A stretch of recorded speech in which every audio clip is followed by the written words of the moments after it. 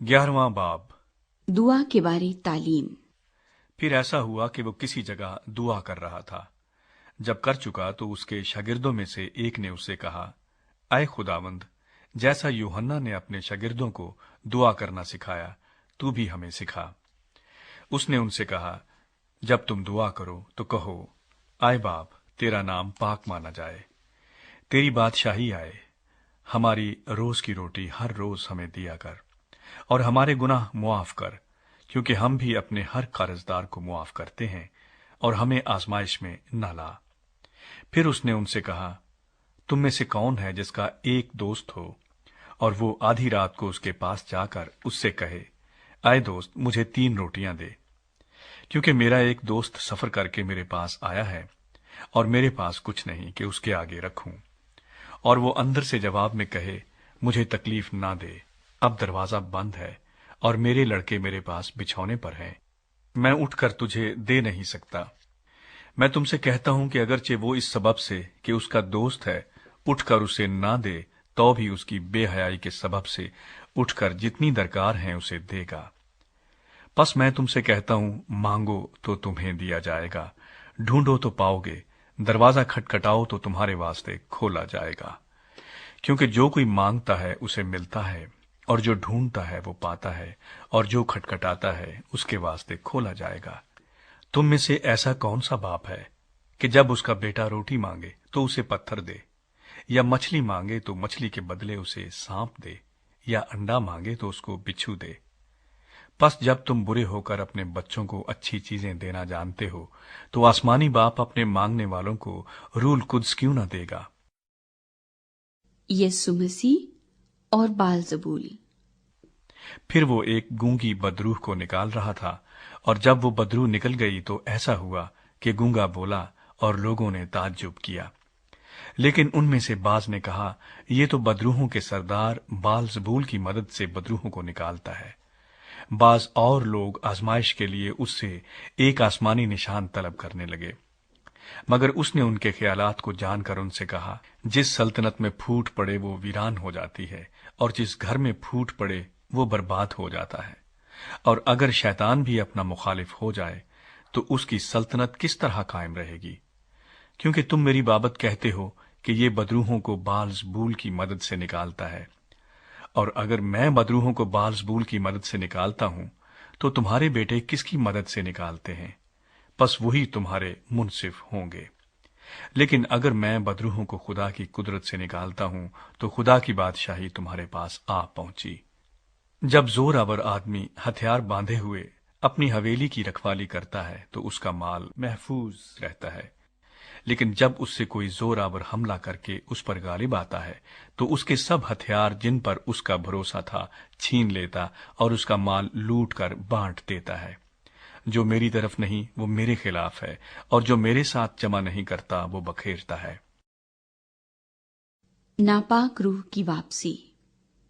जब नापाक रूह आदमी में से निकलती है तो सूखे मुकामों में आराम ढूंढती फिरती है, और जब नहीं पाती तो कहती है कि मैं अपने उसी घर में लौट जाऊंगी जिससे निकली हूं, और आकर उसे झड़ा हुआ और आरास्ता पाती है। फिर जाकर और 7 रूहें अपने से बुरी हमरा ले आती है, और वो उसमें दाखिल होकर वहां बसती हैं, और उस आदमी का पिछला हाल पहले से भी खराब हो जाता है। हकीकी खुशी। जब वो ये बातें कह रहा था तो ऐसा हुआ कि भीड़ में से एक औरत ने पुकार कर उससे कहा, मुबारक है वो रहम जिसमें तू रहा और वो छातियां जो तूने चूसी। उसने कहा, हाँ, मगर ज्यादा मुबारक वो हैं जो खुदा का कलाम सुनते और उस पर अमल करते हैं। मौजज़े का मुतालबा। जब बड़ी भीड़ जमा होती जाती थी तो वो कहने लगा कि इस जमाने के लोग बुरे हैं, वो निशान तलब करते हैं, मगर यूना के निशान के सिवा कोई और निशान उनको न दिया जाएगा, क्योंकि जिस तरह यूना नैनवा के लोगों के लिए निशान ठहरा, उसी तरह इब्ने आदम भी इस जमाने के लोगों के लिए ठहरेगा। दक्खन की मलका इस जमाने के आदमियों के साथ अदालत के दिन उठकर इनको मुजरम ठहराएगी, क्योंकि वो दुनिया के किनारे से सुलेमान की हिकमत सुनने को आई, और देखो यहां वो है जो सुलेमान से भी बड़ा है। नैनवा के लोग इस जमाने के लोगों के साथ अदालत के दिन खड़े होकर इनको मुजरिम ठहराएंगे, क्योंकि उन्होंने यूना की मुनादी पर तौबा कर ली, और देखो यहाँ वो है जो यूना से भी बड़ा है।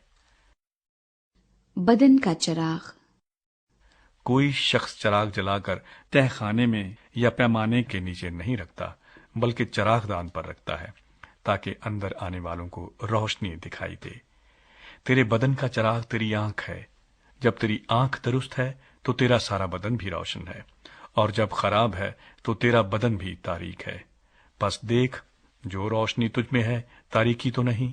बस अगर तेरा सारा बदन रोशन हो और कोई हिस्सा तारीक ना रहे, तो वो तमाम ऐसा रोशन होगा जैसा उस वक्त होता है जब चराग अपनी चमक से तुझे रोशन करता है। फकीहों और फरीसियों की तालीम से खबरदार रहो। जब वो बात कर रहा था तो किसी फरीसी ने उसकी दावत की, बस वो अंदर जाकर खाना खाने बैठा।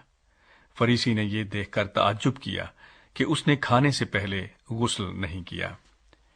खुदावंद ने उससे कहा, ऐ फरीसियों, तुम प्याले और रकाबी को ऊपर से तो साफ करते हो, लेकिन तुम्हारे अंदर लूट और बदी भरी है। ऐ नादानो, जिसने बाहर को बनाया, क्या उसने अंदर को नहीं बनाया? हाँ, अंदर की चीजें खैरात कर दो, तो देखो सब कुछ तुम्हारे लिए पाक होगा। लेकिन ऐ फरीसियों, तुम पर अफसोस कि पुदीने और सुदाब और हर एक तरकारी पर दहयकी देते हो, और इंसाफ और खुदा की मोहब्बत से गाफिल रहते हो। लाजिम था कि ये भी करते और वो भी न छोड़ते। ऐ फरीसियों, तुम पर अफसोस कि तुम इबादत खानों में आला दर्जे की कुर्सियां और बाजारों में सलाम चाहते हो। तुम पर अफसोस, क्योंकि तुम उन पोशीदा कब्रों की मानिंद हो जिन पर आदमी चलते हैं और उनको इस बात की खबर नहीं। फिर शरा के आलिमों में से एक ने जवाब में उससे कहा, ऐ उस्ताद, इन बातों के कहने से तू हमें भी बेइज्जत करता है।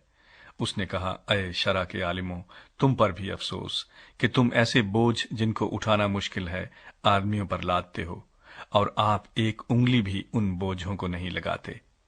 तुम पर अफसोस कि तुम तो नबियों की कब्रों को बनाते हो, और तुम्हारे बाप दादा ने उनको कत्ल किया था।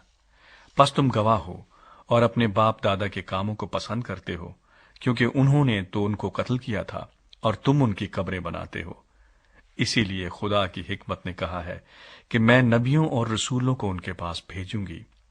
वो उनमें से बास को कत्ल करेंगे और बास को सताएंगे, ताकि सब नबियों के खून की जो बनाए आलम से बहाया गया इस जमाना के लोगों से बास पुरस की जाए। हाबिल के खून से लेकर उस जकरिया के खून तक जो कुर्बान गाह और मकदिस के बीच में हलाक हुआ, मैं तुमसे सच कहता हूं कि इसी जमाने के लोगों से सबकी बास पुरस की जाएगी। ऐ शरा के आलिमों, तुम पर अफसोस कि तुमने मार्फत की कुंजी छीन ली। तुम आप भी दाखिल न हुए और दाखिल होने वालों को भी रोका।